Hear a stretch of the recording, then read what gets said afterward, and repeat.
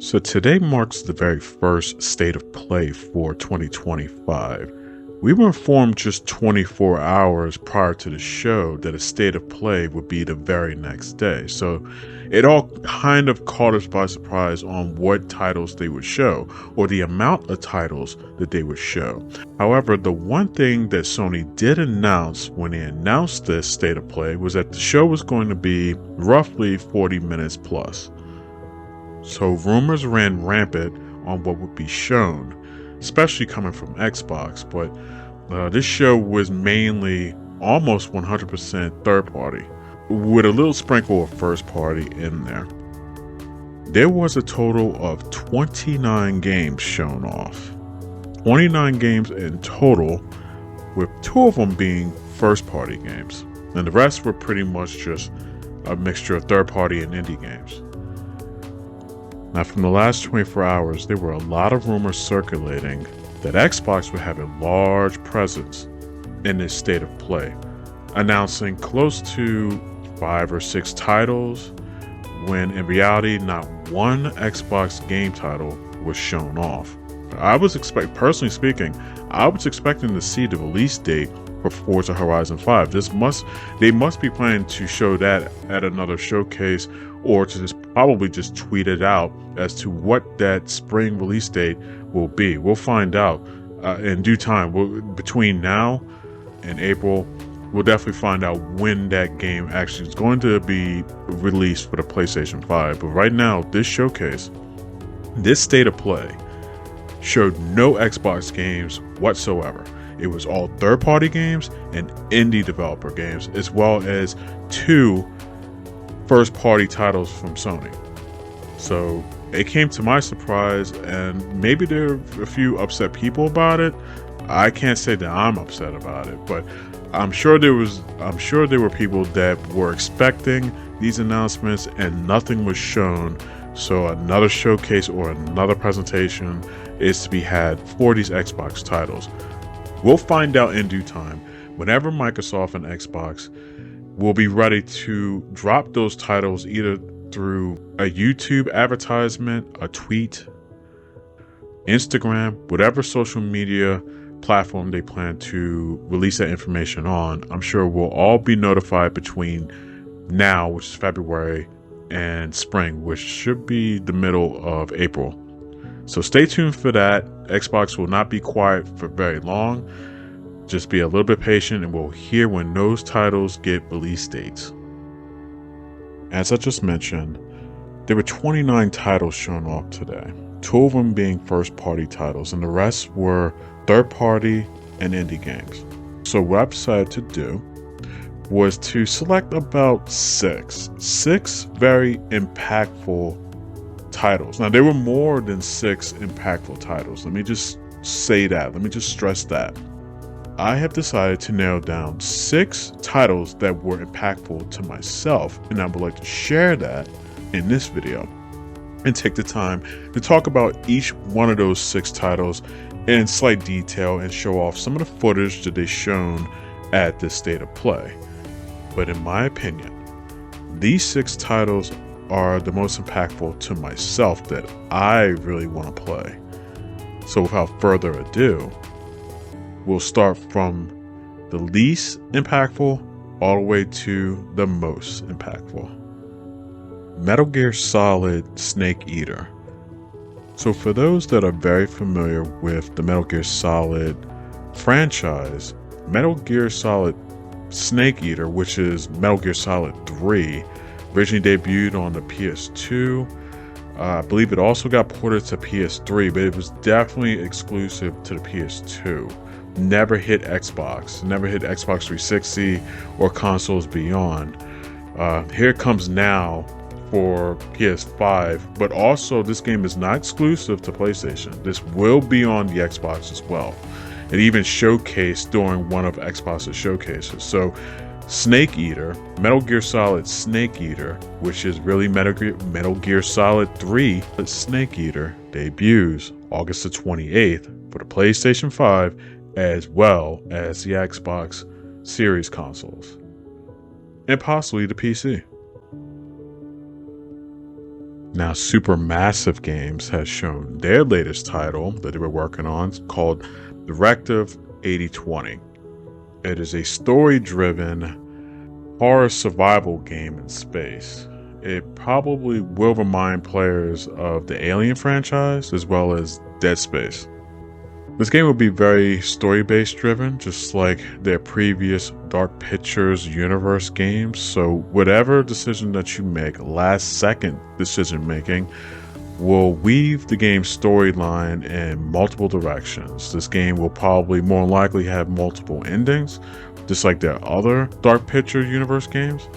So be on the lookout and try this game this fall. It comes out October the 2nd for PS5 and the Xbox.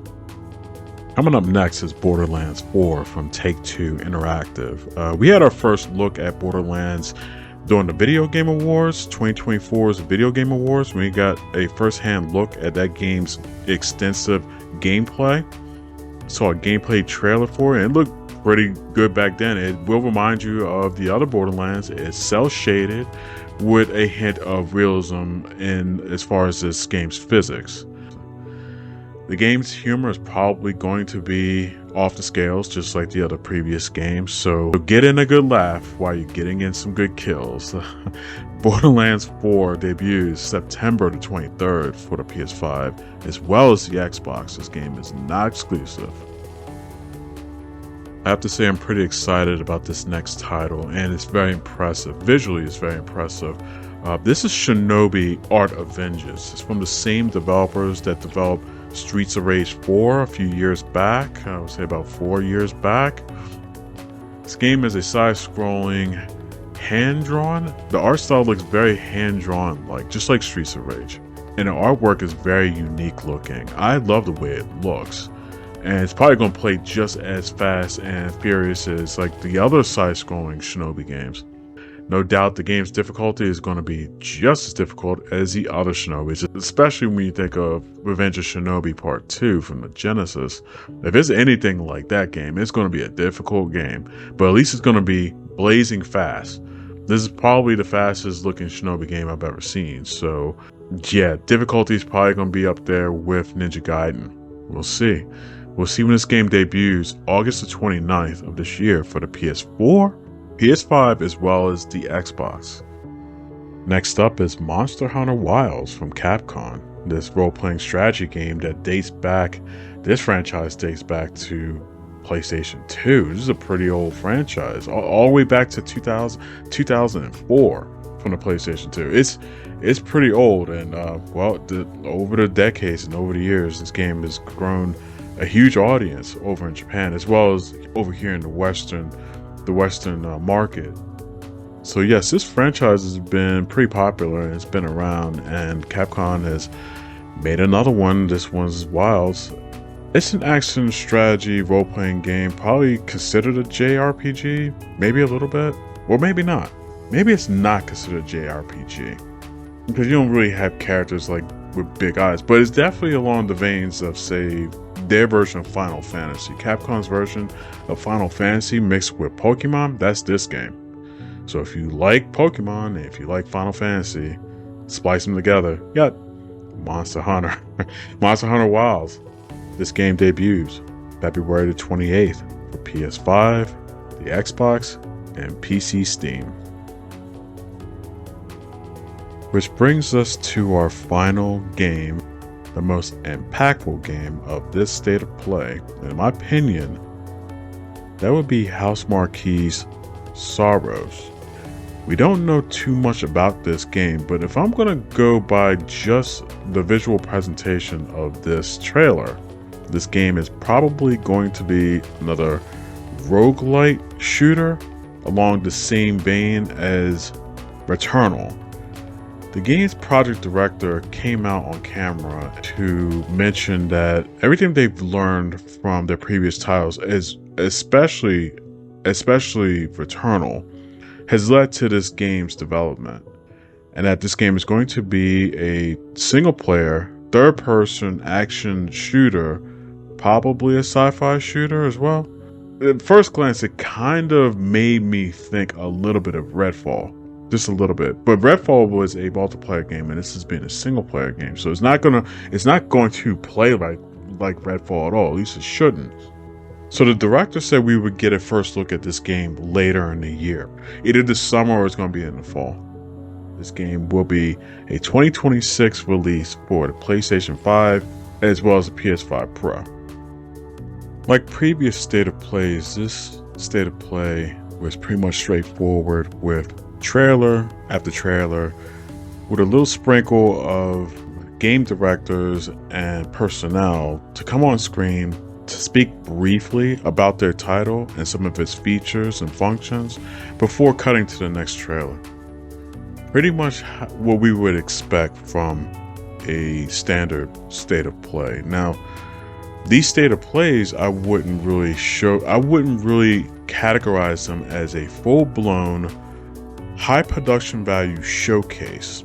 This one was mainly focusing on third-party games.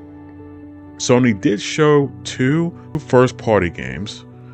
One was a remaster, which was Days Gone remastered, and then they showcased a brand new title, which we've never seen or heard from before, from House Marquee. This was not a terrible show in any sense of the word. I've heard some people complain about this show. There have been a lot of people that would say this was a terrible show. I disagree, but at the same time, I can see why they would say it's a terrible show. No, normally, as I mentioned in another video before, when we see these showcases be presented, primarily, the games that we care to see are your first party games. Everything else is just a cherry on top. Now, we gone into the show knowing